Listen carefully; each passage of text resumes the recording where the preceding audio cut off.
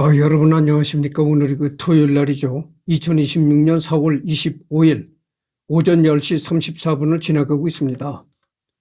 이제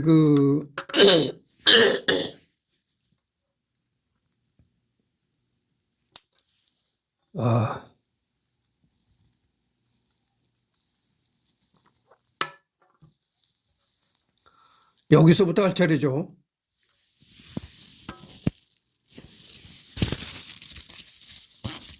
전번에도 내가 얘기했지만 이 콜드 브류라는 이 커피입니다. 이 콜드 브류라는 커피는 찬물에 원두를 우려낸 그런 커피인데, 이게 아메리카노 쓰잖아요. 왜? 아메리카노보다 쓰기가 덜합니다. 그래서 이건 뭐 설탕을 집어넣지 않아도 그렇게 그다지 쓰질 않아요. 근데 좋습니다. 예. 전번에도 내가 얘기했지만 이게 스틱으로 이렇게 됐어요. 그래가지고 이걸 가방에다 넣어가지고 다니면서 이제 일할 때 이제 마시는 거죠.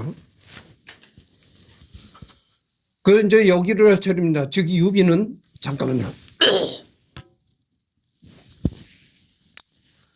즉 유비는 요즘 말로 하면 우수한 용병단 두목이었고, 유비 세력은 당대 제일 가는 신용도의 용병단이며, 유비를 받아들인 군벌들은 용병 고용주라고 볼 수 있다. 실제로 유비는 당대 제일 가는 신용도에 걸맞게 최전방 용병으로 활동하며 조조와 유장을 배신한 사례를 제외하고 제 역할을 톡톡히 해냈고, 나머지도 싸움이 끝난 다음 도망친 경우는 있어도 싸우는 중에 배신하진 않았다.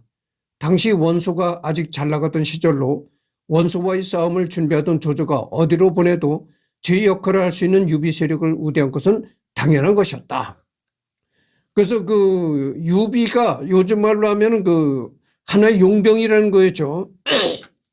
용병이라는 개념과 똑같았다는 것이죠.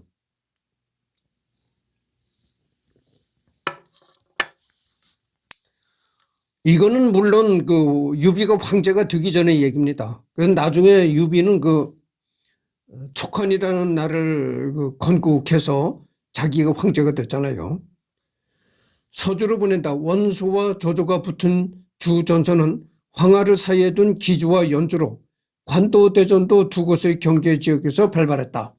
여러분 중국에 황하가 있잖아요. 황하 강이 있습니다. 황하라는 큰 강이 있는데, 황하 문명이라고 했잖아요. 황하 강 유역에서 고대 시대의 인류의 문명이 거기서 또 탄생된 그런 지역입니다. 하지만 여포를 죽이고 손에 넣은 서주 또한 원소가 원담을 보내 다스리던 청주와 맞닿은 전선지대라서 중요도가 덜할 뿐 신경을 써야 했다. 하지만 두 차례 서주 대학살이 벌어진 지 겨우 5, 6년 정도밖에 안 된 상황에서 서주 호족과 백성들이 조조를 지지할 리가 만무하다. 반면 유비는 2년간의 서주 군벌 시절 서주 호족과 백성들의 지지를 받고 있었기 때문에 청주와의 경계에 주둔시켜 원가의 좌익을 견제하게 만들 수 있다. 실제로는 차주의 죽음과 유비 배신 이후 이런 역할은 장패가 맡게 되고, 그 역시 맡은 바 일을 잘 해냈지만 유비 쪽이 장패보다 더 잘 수행했으면 수행했지 못할 이유는 없다. 그렇죠. 이 장패라는 인물은 유비에다 비교한다면 상당히 뒤떨어진 인물이라고 할 수 있습니다.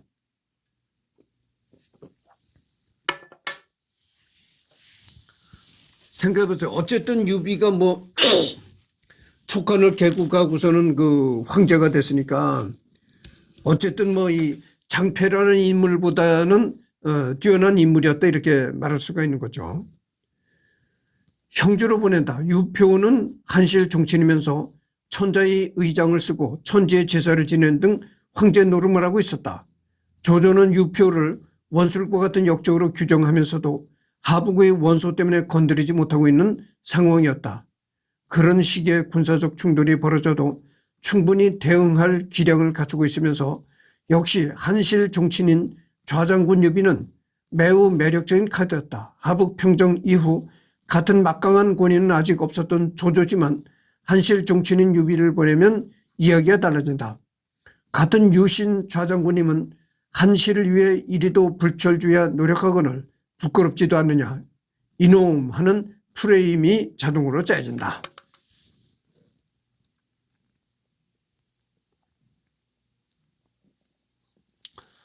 하북과의 싸움에서 선봉장으로 세운다.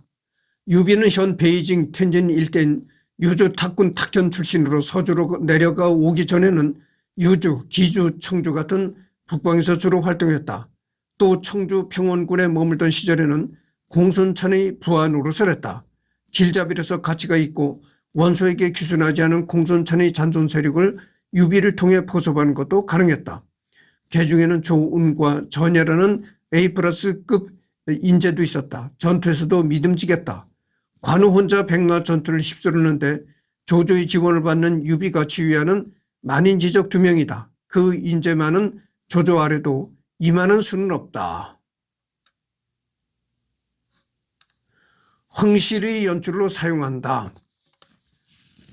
이렇게 외부 전선으로 안 굴리고 조정에 놔둬도 쓸모있는 게 유비인데 유비는 증산 정왕 유승의 후손을 자처했고 황실과 같은 유씨 출신이다. 천자 유협에게 유비 존재로 안심감을 주며 조조와 황실과의 관계 개선에 사용할 수 있다. 연의에서처럼 황숙하는 사이는 아니었다 치더라도 어쨌든 유시성의 고위 장군으로서 위촉되었던 천자 유협에게 일말의 안심감을 주며 조조와의 관계 개선을 도와줄 수 있었고, 물론 헌재 역시 이런 유비의 중요성과 상징성을 인식한 탓에 의대조 사건을 꾸며 고위급 장군을 역임한 황족이 역적 조조를 치고 황제를 보위하고 있다. 프로파간다로 쓰려 했던 유비가 이걸 이용해 조조와 대립할 수 있는 구실을 만들어냈다.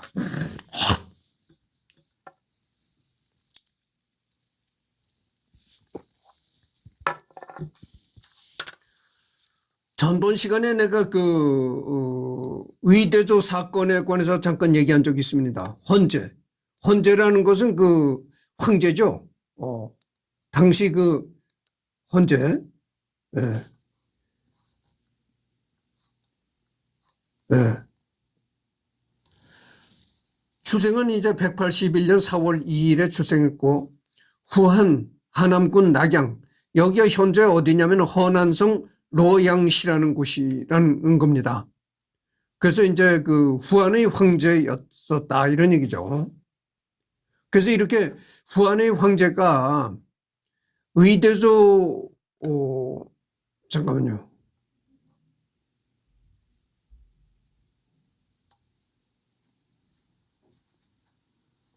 네.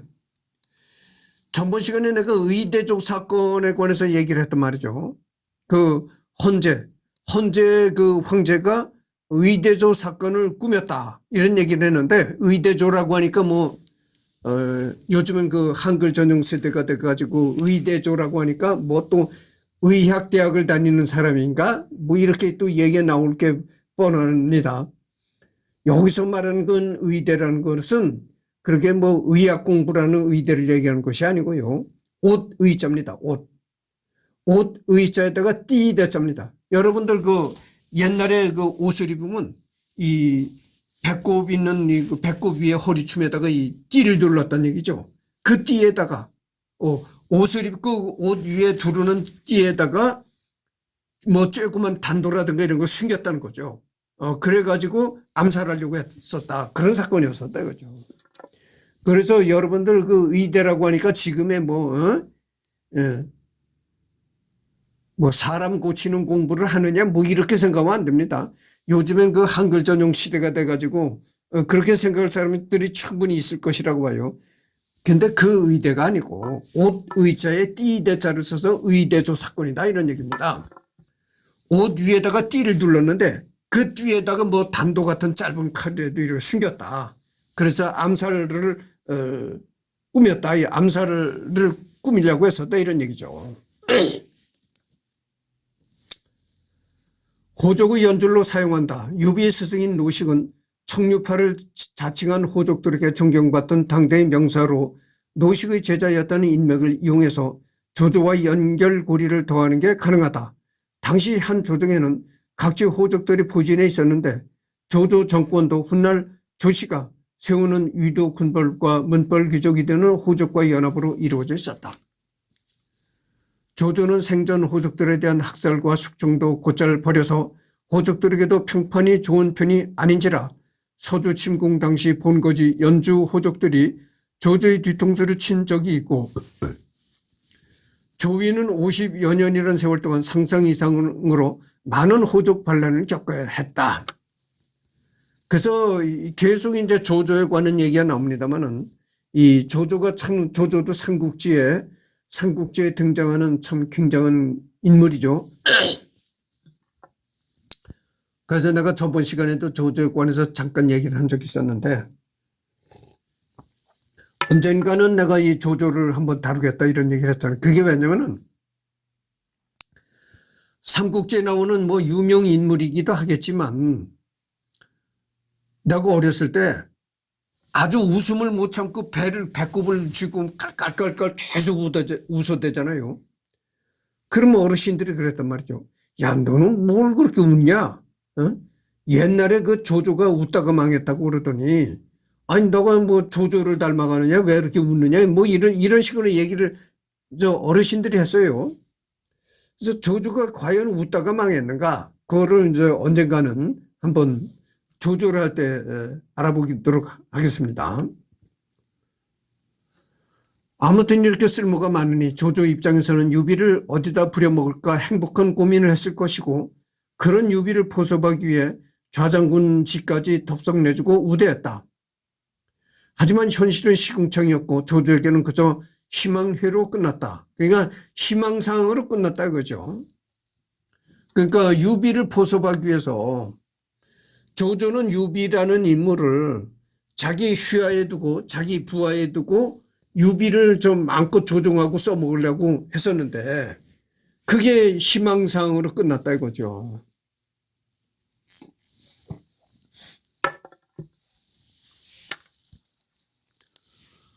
유비는 부탁받은 대로 원수를 죽이자마자 이제 볼일 끝났다면서 자신의 뒤통수를 쳐서 서주를 장악하고 2개월 만에 유비를 서주에서 내쫓았더니 원소에게 빌부터 관도대전 때 양동작전을 맡아서 예주가 뒤통수를 치게 만들고 유표에게 빌부터 쿡쿡 찌르고 손권과 협력하여 적벽에서 본인을 꺾고 남양주와 익주를 차지한 후 한중을 공격하여 점령하고 한중왕을 참칭하는 등 마지막까지 자신을 방해했다. 이 적벽대전에 관해서 내가 전번 시간에 잠깐 얘기를 한 적이 있었는데 이 적벽대전에서 이제 삼국지에 나오는 모든 인물이 이 적벽대전에 총출동이 됐었다. 이런 얘기죠. 그러니까 뭐 삼국지에 나오는 뭐 관우, 장비 이런 뭐 기라성 같은 사람들이 이 적벽대전에 다 총출동이 됐었다고 하니까 이 적벽대전이 얼마나 큰 전투였었는지 짐작할 수가 있는 거죠. 그 관도대전 한번 봅시다. 관도대전. 서기 200년 2월에서 200년 10월까지 있었던 전투다. 장소는 허난성 정저우시 중무현에서 있었다. 이런 얘기입니다.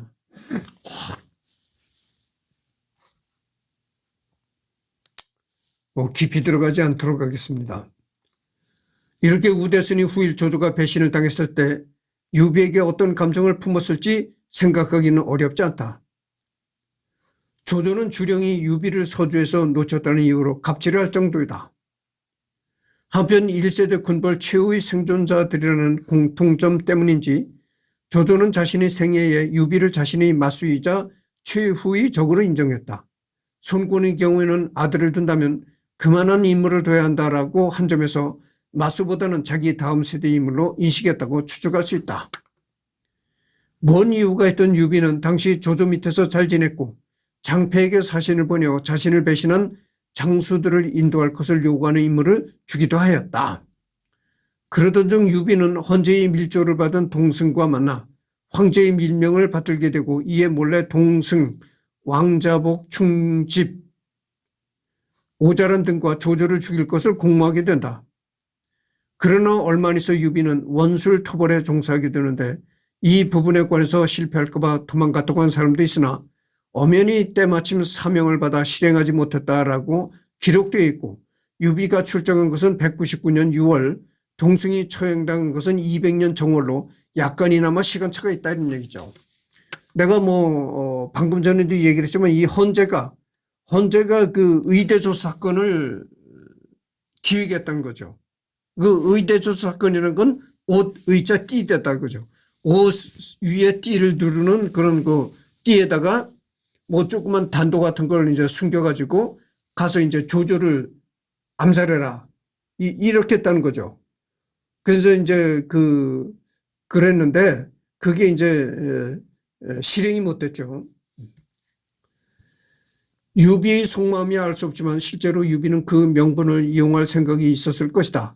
애초에 유비 자신에게 조조를 죽일 만한 힘도 없는 데다 정말로 조조를 죽인다고 해봐야 유비 자신이 분노한 조조 일파에게 죽임을 당하거나 어찌되든 몸성이 빠져나가기는 어려울 테니까 게다가 호시탐탐 혼재를 노리는 세력까지 끼어들기라도 또 하면 다시 한번 난리가 일어났을 것이다.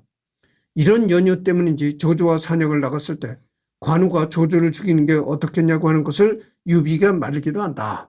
이후 어느 날 유비는 조조에게 불려나오고 역사적인 대화가 오간다. 그래서 일을 거사를 일으키려면은 힘이 있어야 되는 겁니다. 파워가 있어야 되는 거죠. 이 파워가 없으면 아무리 거사를 일으키고 싶어도 일으킬 수가 없는 겁니다. 내가 전번에도 내가 우리나라 조선 시대의 고려 말에 얘기를 했지만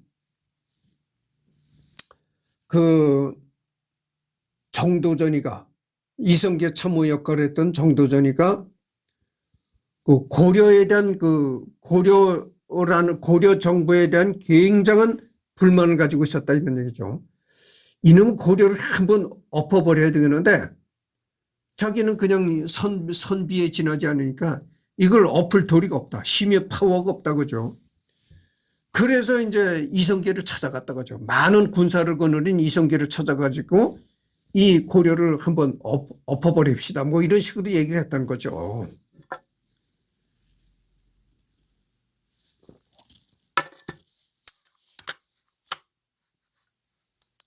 그래서 한 국가를 엎어버리려면은 많은 군사를 거느리는 그런 파워가 있어야 되죠. 이후 어느 날 유비는 조조에게 불려나오고 역사적인 대화가 오간다. 이 무렵 조공이 선조에게 조용히 말했다. 이 무렵에 조조가 유비에게 조용히 말했다. 지금 천하의 영웅은 오직 유비와 조조뿐이요. 본초 같은 무리는 좋게 여기에 낄 수 없어. 그러자 이제 유비는 막 밥을 먹고 있다가 수저를 떨어뜨렸다. 이런 얘기가 있습니다. 그러니까 이제 조조가 유비에게 이런 말을 했다는 거죠. 지금 천하의 영웅은 오직 유비와 나 조조뿐이요. 그러니까 본초, 원소 같은 무리는 좋게 여기에 낄 수가 없어. 이렇게 말을 하니까 유비가 밥을 먹고 있다가 수저를 딱 충격을 받아가지고 떨어뜨렸다 이런 얘기죠. 이때 곧바로 천둥벼락이 치자 유비가 조조에게 말했다. 성인이 말하길 빠른 천둥과 거센 바람에 필시 낯빛을 고친다 하셨으니 실로 그럽니다. 한바탕 벼락의 유세가 가히 이 정도군요. 선주 전 주석 화양국지에 이런 얘기가 나온다는 거죠. 이것은 이제 논어에 나오는 말이라는 겁니다. 성인이 말하기를 빠른 천둥과 거센 바람에는 필시 낯빛을 고친다. 이게 이제 논어에 나오는 말이라는 거죠. 공은 스스로 실현했다고 후회했다. 화양국지 유선주지. 화양국지에서는 유비가 동승일행과 공모한 이후 논영효의 일화가 있었다고 기록되어 있다. 삼국지연의에서도 유비가 동승일행과 함께 공모한 이후 조조가 부른 것으로 묘사하여 유비 위기감을 증폭시킨다. 화양국지가 어떤 건지 잠깐 알아봅시다. 중국에서 현존하는 서적 중에서 최초의 지방지로 중국 파쪽 한종의 역사와 지리를 기록한 책. 그러니까 중국 역사에서 최초로 기록한 지방의 역사라는 거죠. 더 이상 깊이 들어가지 않겠습니다. 그 다음에 박랑기가 나옵니다. 박랑기.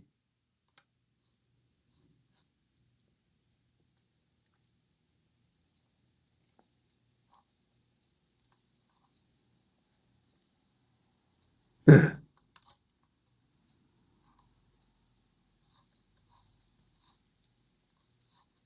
한번 읽어보도록 하죠.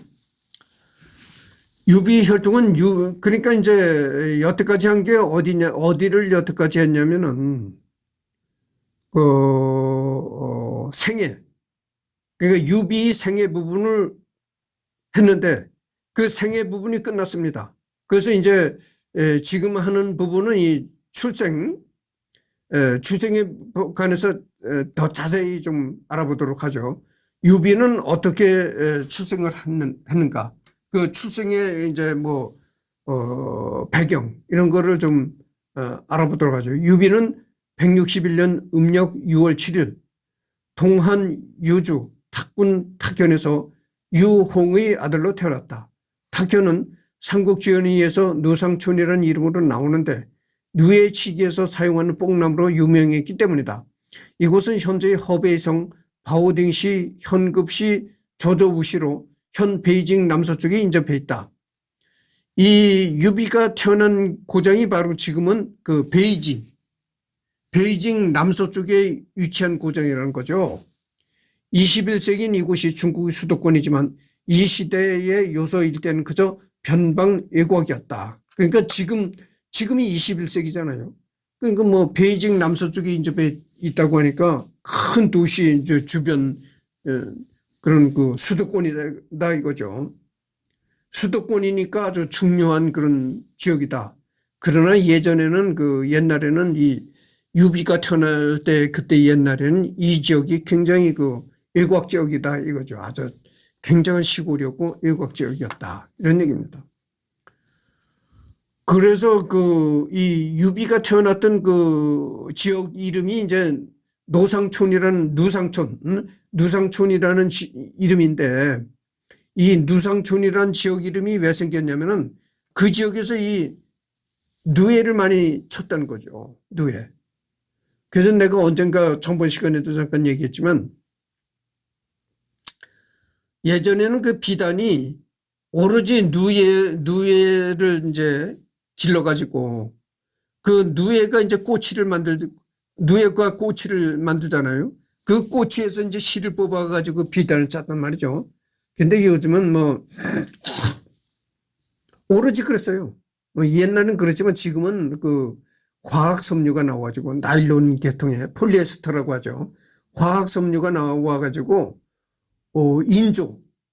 그러니까 인공적으로 실을 만들어가지고 이제 이 실크와 아주 똑같은 그런 감촉도 아주 부드럽고 그렇게 만들어내는 거죠. 그래서 지금은 이 100% 오리지널 누에꼬치로 이렇게 뽑아내서 실크를 만드는 그런 게 거의 없다고 봅니다. 지금 다 화학섬유로 그러니까 인조 섬유를 만들어 가지고 예전에 비단과 아주 거의 흡사한 조금 더 차이가 안 나는 감촉이라든가 이런 거죠. 그래서 지금은 유주는 삼국시대 공손찬이 유우에게 빼앗았고 원수가 공손찬을 무너뜨린 뒤 차지하고 원희를 유주목으로 임명한 하북 사주 중 하나였다. 원소 사후 원씨가 조조에게 멸망한 뒤에는 위나라의 영역이 된다 이런 얘기입니다. 지금 25분을 경과했습니다. 조금 더 해야 되겠네요. 성장. 유비는 어린 시절에 아버지를 잃었으며 형제 자매에 대한 기록이 일치 없는 것으로 보아 외동이거나 형제들을 모두 일찍 잃은 것으로 추정된다. 유비는 홀 어머니와 함께 돗자리를 짜고 신발을 팔면서 생계를 이었다. 자치통감 에서는 대놓고 소고빈이라고 해서 어려서 아버지를 잃고 가난했다라고 명시하고 있다. 그러니까 어려서 아버지를 잃고 아주 홀어머니와 함께 돗자리를 짜고 그래서 돗자리를 팔고 그래서 근근히 생계를 이어나가는 그런 가난한 신분이었다 이런 얘기죠. 유비 집 앞에 있는 뽕나무는 매우 커서 황실이 술의 덮개처럼 보였다. 그곳을 지나가는 사람들은 모두 이 나무를 괴이하고 범상찮게 여겼다. 탁군 사람 이정은 유비 집 앞을 지나가며 이 집에서 필시 귀인이 나올 것이라고 했다. 그렇게 그 유비가 가난하게 살 때 그 이정이라는 사람이 그 유비의 집을 이렇게 지나가면서 야, 이 집에서 앞으로 큰 인물이 나올 범상치 않은 곳이다. 이렇게 얘기를 했다는 거예요. 그런데 이제 그 말이 맞아들은 거죠. 그러면 이정이라는 사람은 어떤 사람이길래 이렇게 미래를 예언한 게 맞았느냐. 잠깐 봅시다. 유주 탁군 사람으로 유비 집 남동쪽 모퉁이 울타리 위에 뽕나무가 높이 자라 5장 남짓되었는데 이를 멀리서 바라보면 잎과 가지가 무성해서 마치 술의 덮개처럼 보였고 지나가는 사람들은 이 나무를 괴이하고 범상치 않게 여겼다. 이때 이정은 이 나무를 보고 이 집에서 귀인이 나올 것이라고 예언을 했다 그죠. 그러니까 어떤 나무가 이렇게 커도 그 나무가 이렇게 평범하게 크는 것이 아니고 그 나무가 어떤 모양을 연상케 하는 그런 모습이더라. 그러면 야, 이게 좋은 징조인가 이런 식으로 이제 생각을 한다는 거죠. 그러니까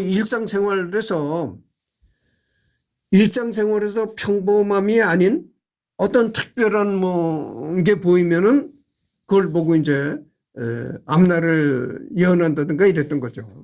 그래서 그게 맞은 거죠. 이렇게 황소가 뒷걸음질 치다가 밟았던 시기인지 하여튼 용케 맞았다는 얘기죠. 탁군 사람이었던 간웅은 어려서부터 유비와 친했던 것으로 보아 같은 탁견 출신으로 추정된다. 유비는 15살이 되어 친척 유원기 후원으로 노식의 문화에서 학문을 배웠다. 이때 공손찬과 유덕연과 동문이었다고 한다. 유원기의 아내가 유비 후원을 반대했지만 유원기는 유비가 보통 아이가 아니라며 후원했다고 한다. 하지만 당시 유비는 개나 말, 음악, 아름다운 의복 등을 좋아했으며 호걸들과 결의를 맺기 좋아해 친구들과 놀러 다니는 것을 좋아했다. 물론 기본적으로 갖추어야 할 수준의 공부는 했지만 공부를 좋아하는 성격은 아니었던 것을 알 수 있다. 그러니까 유비가 어렸을 때는 그렇게 공부는 잘하는 사람이 아니었다 그죠. 유비가.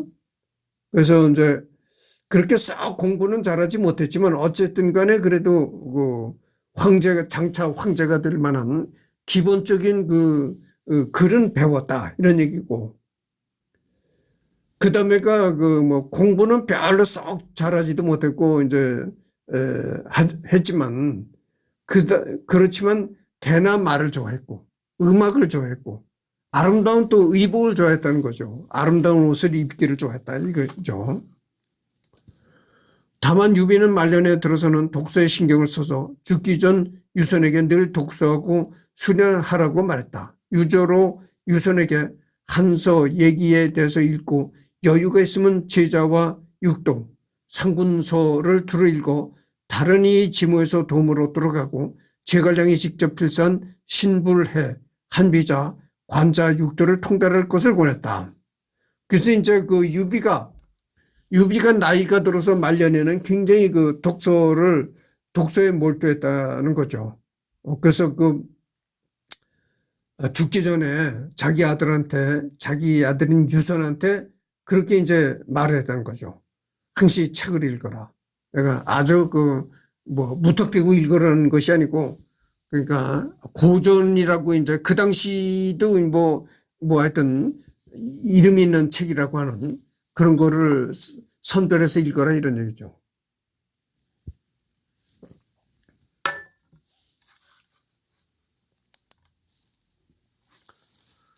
이는 유비나 제갈량이 주로 읽었던 책들이 어떤 부분들인지 드러나는 부분이 흥미로운데 역사책이나 유가의 책도 있었지만 법가나 병가의 책이 많이 있다. 한서에는 본전을 위한 관례고 얘기는 수양하기 위한 중요한 서적이다. 축과를 보면 알 수 있듯 유비와 제갈량은 법가를 많이 따랐고 거기에 유가와 병가 등이 섞인 형태였다. 역사서와 유교의 경전과 병법서와 법가의 통치술에 이르기까지 지식의 폭이 넓다. 제갈량 문서에도 나오지만 제갈량이 순자를 중시했다는 설도 있다. 이에 대해 그 유학자들이 비판하기도 했지만 청나라 초기 학자 강신영이 말하기를 무후는 군사 장군으로서, 무후라는 건 이제 제갈량을 말하는 것이죠. 제갈량은 군사 장군으로서 문사와 무비로 바빠 틈이 없었는데도 손수 신불에 한비자 관자 육도를 베껴 후주에게 전했는데 지금 서생은 도리어 일을 할 수 없으니 가히 부끄러움이 누구보다도 심하구나. 선조와 제갈량 모두 이 책을 읽기를 원했다. 고대의 사람이 독서하면 모두 실용적이었음을 볼 수 있는데 유생은 심을 읊으며 말씀없이 의지하니 비록 많아도 또한 무엇을 하겠는가라고 찬하였다. 지금 31분 경과했습니다.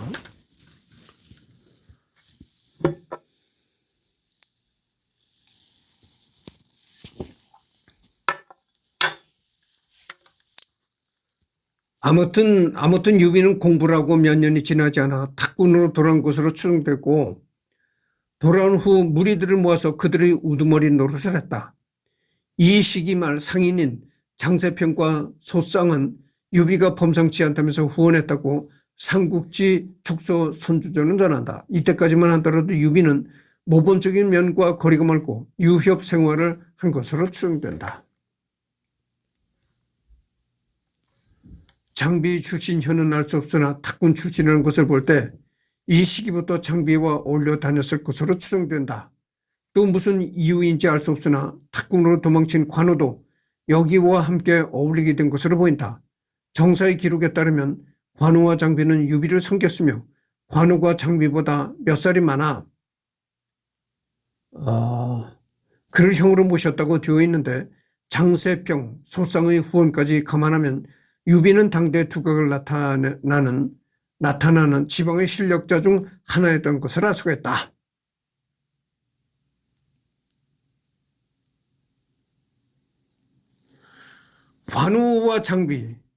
관우와 장비도 유비를 따랐다 이거죠. 유비를 섬겼다. 이런 얘기입니다. 요시카와 에이지 삼국지에서는 유비가 어머니에게 차를 대접하려 나경선에서 찻잎을 사고 돌아간 길에 황건적 마원의와 마주쳐 집안의 가보인 검과 찻잎을 빼앗기고 죽을 위기에 처하다가 장비가 나타나 유비를 구했다는 일화가 실려있다. 정사도 연의 내용도 아닌 요시카와 에이지가 창작한 내용이지만 해당 삼국지가 일본에서 대히트를 치고 한국에도 영향을 준 데다 유비 효행을 강조하고 장비와의 만남도 극적으로 만들 수 있다는 점으로 인해서 이후 저술된 여러 삼국지에서 해당 일화가 실려있는 경우가 적지 않고 독자들도 해당 일화를 연의 내용인 것으로 잘못 알고 있는 경우도 있다. 그래서 이제 도원결의 나관종의 군담 소설 삼국지연의에서는 관우 장비가 유비와 도원결의로 의형제를 맺었다고 전하는데 정사에서는 그러한 내용이 명시되진 않는다. 이게 뭐 언젠가 내가 얘기를 했잖아요. 그러니까 뭐 삼국지연의라는 것은 이제 역사 소설인데 이 역사 소설에서 이제 관우 장비 유비 세 사람이 의형제를 맺었다. 이렇게 나오는데 정사에서는 그런 내용이 없다는 거죠. 관우 장비 유비가 의형제를 맺었다는 기록이 없다는 얘기예요. 그러나 의형제를 맺었느냐 안 맺었느냐가 중요한 것이 아니고 그렇게 의형제를 맺었다는 얘기가 나올 정도로 친했다. 이렇게 볼 수가 있다 이런 얘기죠.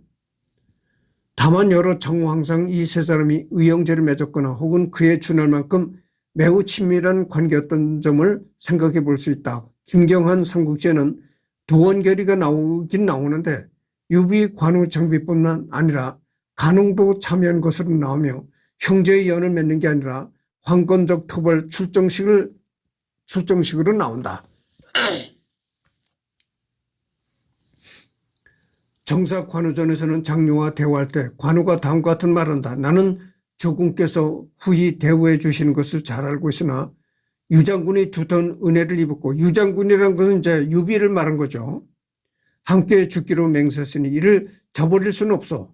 그러니까 죽어도 같이 죽고 살아도 같이 살자, 이런 식의 맹세를 했다고 그죠. 난이 여기 끝까지 머무를 수는 없으나 반드시 공을 세워 조군께 보답한 뒤에 떠날 것이오. 함께 죽기로 맹세하는 것은 주로 의형제를 맺을 때 하는 것이고, 또한 비시전에서 보면 관우에게 그들의 관계는 단순한 군신 관계를 넘어선다는 것을 자타가 공인하고 있으며, 또한 관우가 죽은 직후 여러 인사들이 유비가 관우의 복수를 위해 움직일 것이라는 발언을 한 것을 보면 유비와 관우와 장비는 실제로 의형제였거나 그 정도는 아니더라도 굉장히 친밀한 관계에 있었으면 분명하다고 볼 수 있다. 이 얘기가 바로 그겁니다.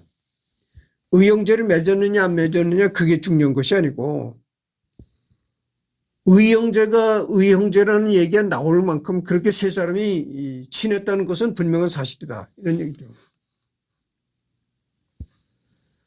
정사 장비전에 따르면 관우가 몇 년 연장해서 장비는 그를 형으로 섬겼고, 관우전에 따르면 유비는 잠을 잘 때에도 관우 장비와 침상을 함께 했으며 그 은혜는 형제와 같았다고 한다. 위나라와 오나라에서도 이 셋의 두터운 신뢰 관계에 대해 인정했을 정도니 이 셋이 설령 진짜로 의형제는 아니었을지라도 굳건한 결속력을 지닌 사이였다는 것을 알 수 있다.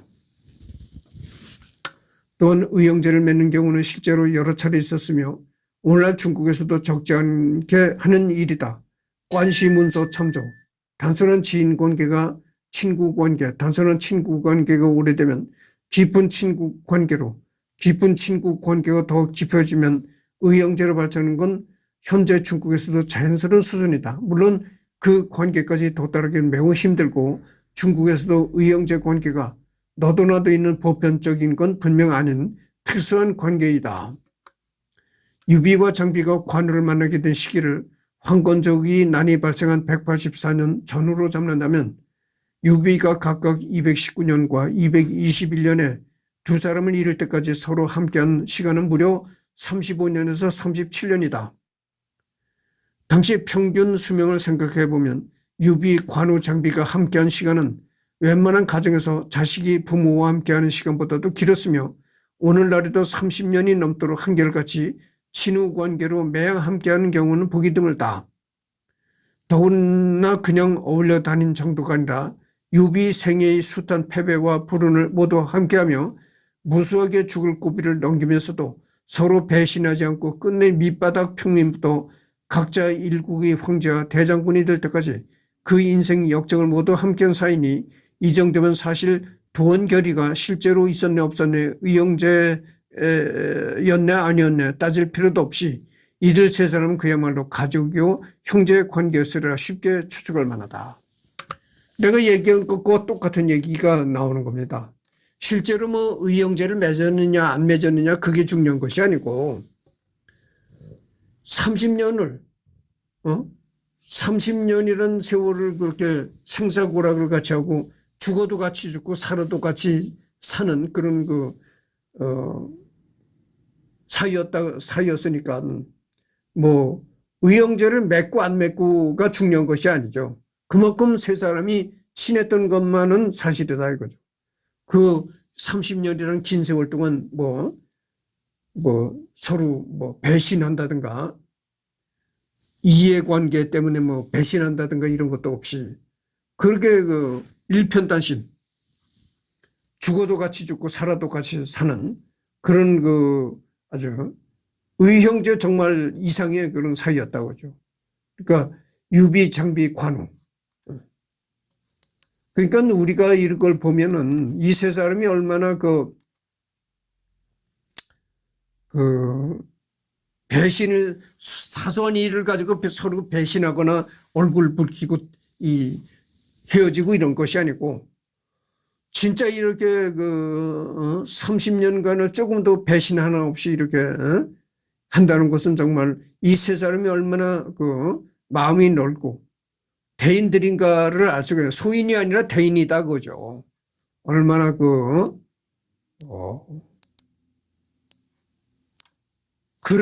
그릇이 큰 인물들인가를 알 수가 있는 거죠.